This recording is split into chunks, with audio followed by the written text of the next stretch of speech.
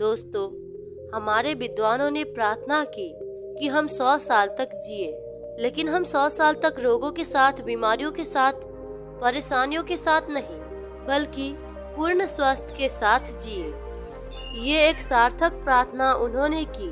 दोस्तों, आज की स्थिति आप देखें, व्यक्ति कम उम्र में ही अधिक उम्र के दिखाई देने लगते हैं। उसे कई प्रकारों के बीमारियां घेर लेती है।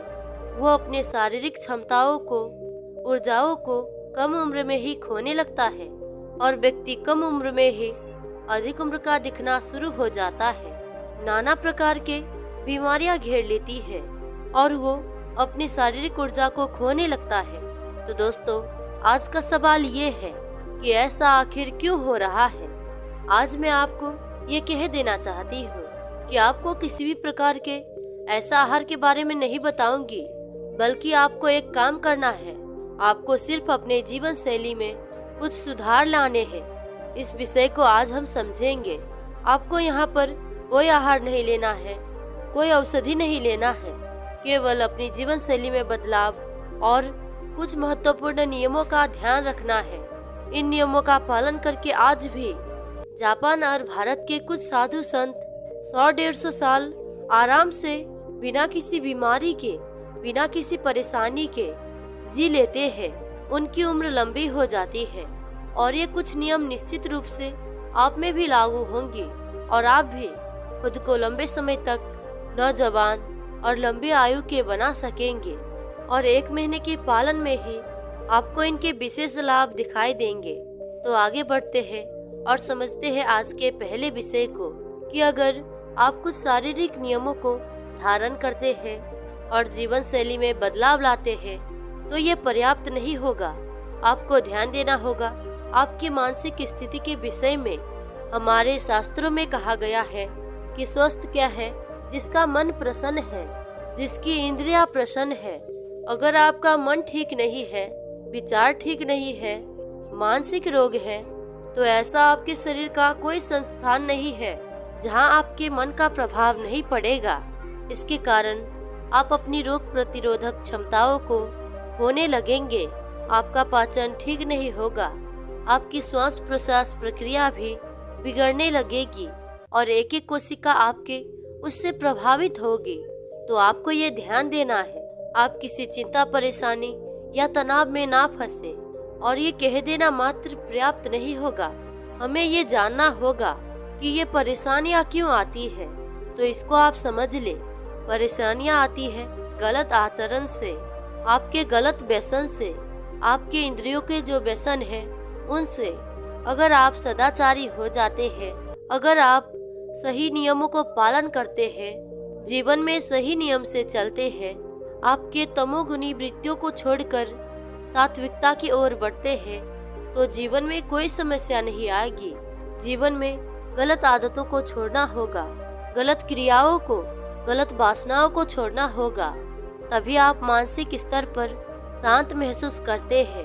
क्योंकि अगर आप कोई भी भोग भोगते हैं तो उस पर आपको तो क्षणिक सुख दिखाई देंगे, लेकिन उसके साथ विषाद, परेशानियां, मानसिक तनाव, डिप्रेशन आदियों से गुजरना पड़ता है। तो जो हमारा पहला विषय है, आचरण ठीक होना चाहिए। उसके लिए मनोभाव ठीक होना चाहिए, अपनी इंद्रियों पर नियंत्रण होना चाहिए और जीवन में ईश्वर या ब्रह्मांड के प्रति भक्ति भाव होना चाहिए। इससे आपको विशेष शांति का अनुभव होगा। इससे आपका स्वास्थ्य और उम्र में विशेष प्रभाव पड़ता है। दूसरे नियम को एक कहानी के माध्यम से समझते हैं। एक बार एक गुरु एक व्यक्ति के घर में ठहरे थे। वो व्यक्ति उन गुरु से अपने शारीरिक समस्या के बारे में गुरुजी को बताने लगा। वो व्यक्ति को पाचन से संबंधित बहुत अधिक समस्या थी। उसका भोजन ठीक से हजम नहीं होता था। वात पित्त की समस्या उसे बहुत ज्यादा बनी रहती थी। वो गुरु ने उस व्यक्ति को कुछ जीवन शैली के नियम बताए, कुछ आहार के नियम बताए, जिससे कि व्यक्ति को स्वाभाविक लाभ होता है। लेकिन हर व्यक्ति को कोई भी एकदम से नहीं समझ सकता है कि वो क्या गलती कर रहा है। जब गुरुजी वो व्यक्ति के साथ भोजन करने लगे और कुछ देर बाद वो व्यक्ति के पत्नी ने गुरुजी और उसके लिए भोजन परोसा, और वो गुरु और वो व्यक्ति एक साथ भोजन करने लगे। जब दोनों भोजन करके उठे, भोजन के बाद उस व्यक्ति ने ठंडा जल मंगाया और ठंडा जल को उसने पूरे मन भरकर पी लिया, क्योंकि जब हम भोजन करके उठते हैं तब हमें बहुत जोर के पानी पीने की इच्छा करती है। और ऐसा उसके साथ भी हुआ। उसने भी खाना खाने के बाद पूरी तरह से मन भरकर पानी पिया। ये सब सारी चीजें वो गुरुजी देख रहे थे। तब पानी पीते वक्त तो गुरुजी ने उस व्यक्ति से कुछ नहीं कहा। तब उसके बाद गुरुजी ने उस व्यक्ति से कहा कि ये आपने क्या किया। तब वो व्यक्ति कहता है, गुरुजी, जब मैं भोजन करके उठता हूँ तो मुझे जोर की प्यास लग जाती है और मैं पानी पीता हूँ। तब वो व्यक्ति कहता है, गुरुजी, आप क्यों नहीं पिए? आप भी थोड़ा पानी पी लीजिए। ये लीजिए, थोड़ा ठंडा पानी ग्रहण कर लीजिए। तब वो गुरुजी मुस्कुराते हैं और कहते हैं, नहीं बेटा, तुमने पानी नहीं पिया बल्कि तुमने जहर को पिया। तब वो गुरुदेव कहते हैं, अगर आप भोजन करने से आधा घंटा पूर्व पानी पीते हैं तब कोई समस्या नहीं है, और आप भोजन करते वक्त 1-2 घुट पानी पी लेते हैं तब भी कोई समस्या नहीं है।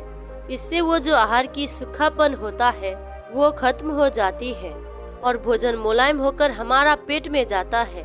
लेकिन अगर आप भोजन करने के बाद तुरंत पानी पी लेते हैं तो ये विष के समान होता है, क्योंकि आप इसे ऐसे समझ सकते हैं, आपके शरीर के भीतर जो पाचन अग्नि है, जिस अग्नि से आपके सब भोजन पचते हैं, उस अग्नि पर आपने पानी डाल दिया।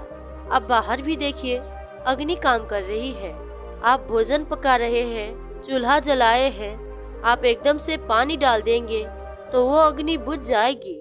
उसी प्रकार हमारे पेट में भी जठर अग्नि जल रही होती है, जो कि हमारे भोजन को पचाकर उसमें से पौष्टिक तत्व ले रहे होते हैं। और उस पर भी आप अगर ठंडा पानी पी रहे हैं तो ये सबसे बड़ा हानिकारक हो सकता है। तब वो गुरुदेव कहते हैं कि अगर आपको पानी ही पीना है तो आप भोजन करके आधा घंटा बाद पी सकते हैं, लेकिन भोजन के तुरंत बाद कभी मत पिए, और उसमें भी ठंडा पानी कभी मत पिए। उस व्यक्ति को गुरुदेव की वो बात समझ आई। उसने उस नियम को पालन किया और उसे कुछ ही समय में जो उसे समस्या आ रही थी उसमें उसे विशेष लाभ प्राप्त हुआ। दोस्तों, यहाँ पर आप 2 चीजें हमेशा ध्यान रखें कि आपको भोजन के तुरंत बाद पानी नहीं पीना है, और ठंडा पानी है तो बिल्कुल भी नहीं पीना है। अब कितनी देर बाद हम पानी पी सकते हैं? भोजन के आधा या लगभग 1 घंटे बाद आप पानी बेशक पिए। तब तक इस अवधि तक में हमारे पेट का जठर अग्नि अपना काम कर चुकी होती है। तो ये हमारा दूसरा नियम हुआ शरीर को जवान और उम्र को बढ़ाने की। दोस्तों, इसे अति महत्वपूर्ण समझे। अब तीसरे नियम पर आते हैं। हमारे वैदिक शास्त्रों में कहा गया है कि जो व्यक्ति कम मात्रा में भोजन करेगा वो अधिक समय तक भोजन कर सकेगा। इसका सीधा सीधा सा अर्थ है, यानी कि जो व्यक्ति भूख से थोड़ा कम ही भोजन करता है वो अधिक उम्र तक जिएगा, उसकी उम्र लंबी होगी। अगर वो ज्यादा पेट भर के खाता है तो भले ही वो अच्छा भोजन खा रहा होगा, सात्विक भोजन खा रहा है, पौष्टिक भोजन खा रहा है, लेकिन यहाँ पर भी उस व्यक्ति के जीवन में प्रभाव उस भोजन के सात्विक होने के बावजूद भी उस पर तामसिक प्रभाव पड़ेगा।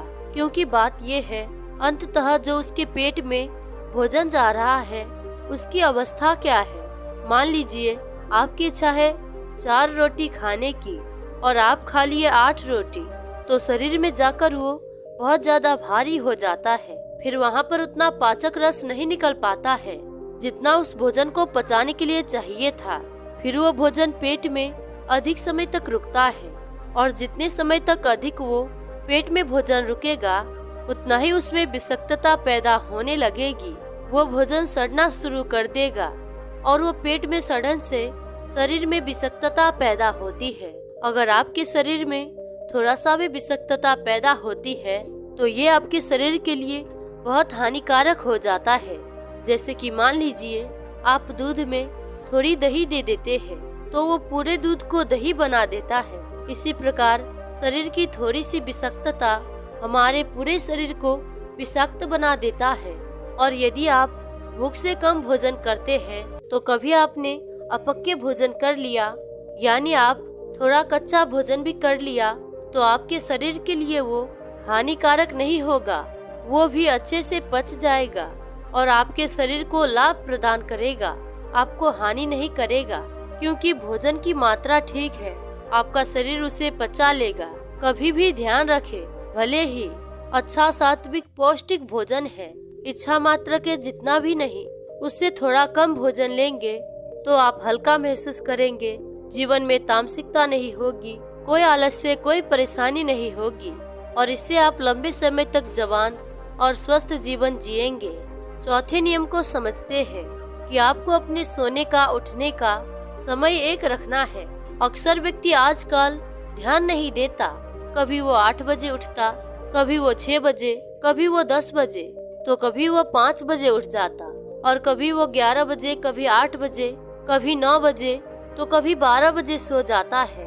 व्यक्ति के सोने और उठने का कभी एक समय नहीं है। यह आचरण हमारी जवानी को कम करने में और उम्र को घटाने में बहुत ज्यादा असर करता है। यूँ तो आपको रात्रि में 9 से 10 के बीच में सही समय में सो जाना है और सुबह ब्रह्म मुहूर्त में लगभग आपको 4 से 6 के बीच में उठ जाना है, लेकिन आपको 4 बजे उठ जाने का प्रयास करना है। और यदि आप 4 बजे नहीं उठ पाते हैं तो आप ज्यादा से ज्यादा अधिक में 6 बजे तक में जैसे भी करके उठ जाना है। कुछ समय तक 6 बजे उठे और आप धीरे धीरे कम करके 4 बजे उठने का आदत बनाएं और धीरे धीरे करके आपको सोने और उठने के समय को एक निश्चित समय पर ला कर रखें। इसके आपके शरीर को उस प्रकार से ढलने में सुविधा होगी। आपके जो शारीरिक अवधि है, समय है, उसका समय निश्चित होगी। आप जब समय पर नहीं उठते हैं तो आपको कब्ज, पित्त आदि की समस्या होगी, आपके पाचन प्रक्रिया बिगड़ने लगेंगी और विभिन्न प्रकार की बीमारियां भी उत्पन्न होने लगते हैं अगर हम सही समय पर न सोए न जागे तो। इसीलिए अगर आप एक तंदुरुस्त, सुंदर, नौजवान शरीर चाहते हैं और लंबी उम्र चाहते हैं तो आप सोने और उठने का समय निश्चित करें। 5वां नियम यह है, आपको चाय, कॉफी और धूम्रपान, इन चीजों से बिल्कुल दूर रहना है। अगर आप जवान शरीर चाहते हैं और लंबे उम्र तक जीना चाहते हैं तो चाय की और धूम्रपान की आदत छोड़नी होगी, क्योंकि जो धूम्रपान करते हैं, जो कि शरीर की कोशिकाओं के स्वर निर्माण प्रक्रिया है, जो शरीर में कोशिकाओं की निर्माण होती है, वो धूम्रपान करने से बिगड़ जाती है। यानी कि उसके जो शरीर के कोशिका है वो ठीक प्रकार से निर्माण नहीं होते हैं, बनते नहीं है। इससे भी बुढ़ापा दिखना शुरू हो जाता है। धूम्रपान हमारे शरीर के कोशिकाओं के ऊपर बहुत ज्यादा नुकसान प्रदायक है। तो जो व्यक्ति चाय, कॉफी और धूम्रपान के प्रयोग करता है, उसके पूरे शरीर पर, उसके पूरे प्रणाली पर, हर अंगों पर, हर कोशिकाओं पर इसका नकारात्मक प्रभाव पड़ता है और साथ ही इससे व्यक्ति का स्वास्थ्य तो बिगड़ता ही है और वो व्यक्ति जल्दी बूढ़ा होने लगता है। उसके चेहरे पर बूढ़ापन छाने लगता है, उसके जो आयु की स्थिति है वो कम होने लगती है। तो इसीलिए आपको बिल्कुल भी धूम्रपान और चाय और कॉफी की प्रयोग नहीं करना है। साथ ही साथ आपको ये जानना है कि चाय, कॉफी और वो भी सुबह सुबह सेवन करना ये व्यक्ति के शरीर के साथ इतना अनर्थ करता है कि व्यक्ति सुबह उठते हैं, बिल्कुल उसने कुछ भी चीज खाया पिया नहीं है। कई लोग तो वो पानी भी नहीं पीते हैं, ऊपर से चाय, कॉफी शुरू कर देते हैं। ये बहुत हानिकारक होता है। ये पित्त को बढ़ाती है। ये हमारे शरीर के पेट के भीतर जाकर आंतों की जो वो लाइनिंग होती है उसे खराब कर देती है, पेट की दीवारों पर नुकसान पहुंचाती है, अल्सर जैसी स्थितियां पैदा कर देती है। तो इसीलिए अगर आपको शरीर को जल्दी बूढ़ा होने से रोकना है तो आपको चाय, कॉफी लेना, धूम्रपान करना बंद करना होगा। छठी नियम है कि आपको ब्रह्मचर्य का पालन करना है। अब आप यहाँ पर ये सोच रहे होंगे कि ब्रह्मचर्य यानी कि अविवाहित होना है। यहाँ पर ब्रह्मचर्य का मतलब ये नहीं है। यहाँ पर इसका अर्थ है कि ब्रह्मचर्य, इसका मतलब ब्रह्मा का आचरण। हम ब्रह्मचर्य से अपने विचारों को शुद्धिकरण करते हैं। जो व्यक्ति ब्रह्मचर्य का पालन करता है उसके विचार में शुद्धिकरण होता है, अपने विचारों पर और भावों पर उसके नियंत्रण होता है। वो साधना करता है और ये आप अपने वीर्य को अहमियत देते हैं, इसे यूं ही नहीं खर्च करते हैं। और दोस्तों, शास्त्रों में ये भी कहा गया है। तो दोस्तों, ये थे 6 नियम जिसे आप सही से पालन करते हैं तो आप कभी बूढ़े नहीं होंगे और आपको किसी भी बीमारी से बहुत ज्यादा परेशान नहीं होना पड़ेगा। दोस्तों, अगर ये वीडियो आपको पसंद आई हो तो इस वीडियो को एक लाइक और चैनल को सब्सक्राइब जरूर करें। साथ ही साथ इस वीडियो में अंत तक बने रहने के लिए मैं पूजा शर्मा आप सभी का दिल से बहुत बहुत धन्यवाद करती हूँ। तो मिलते हैं ऐसी किसी और वीडियो में, तब तक के लिए अपना ख्याल रखें।